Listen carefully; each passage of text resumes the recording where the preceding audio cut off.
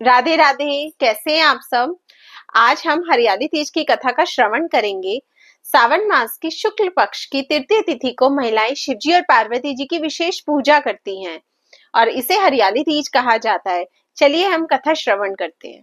शिवजी ने पार्वती जी को उनके पूर्व जन्म का स्मरण कराने के लिए तीज की कथा सुनाई थी।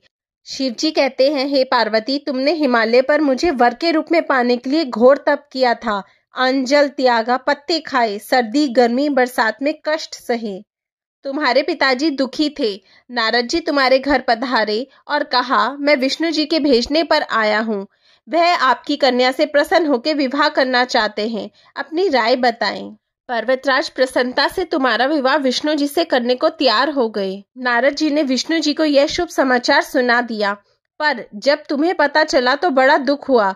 तुम मुझे मन से अपना पति मान चुकी थी।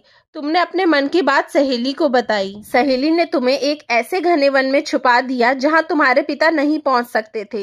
वहां तुम तप करने लगी।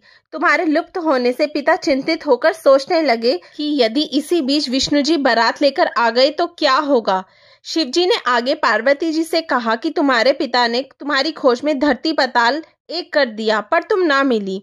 तुम गुफा में रेत से शिवलिंग बनाकर मेरी आराधना में लीन थी।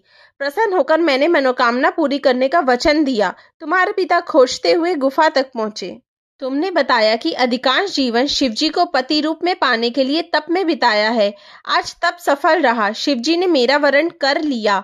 मैं आपके साथ एक ही शर्त पर घर चलूंगी, यदि आप मेरा विवाह शिवजी से करने को राजी हो। पर्वतराज मान गए। बाद में विधि विधान के साथ हमारा विवाह किया। हे पार्वती, तुमने जो कठोर व्रत किया था उसी के फलस्वरूप हमारा विवाह हो सका। इस व्रत को निष्ठा से करने वाली स्त्री को मैं मनवांछित फल देता हूँ। उसे तुम जैसा अचल सुहाग का वरदान प्राप्त हो। हरियाली तीज की व्रत कथा संपूर्ण हुई। आपको मेरी वीडियो कैसी लगी प्लीज कमेंट में जरूर बताइएगा। वीडियो को लाइक कीजिए, शेयर कीजिए और मेरे चैनल को सब्सक्राइब कीजिए। राधे राधे।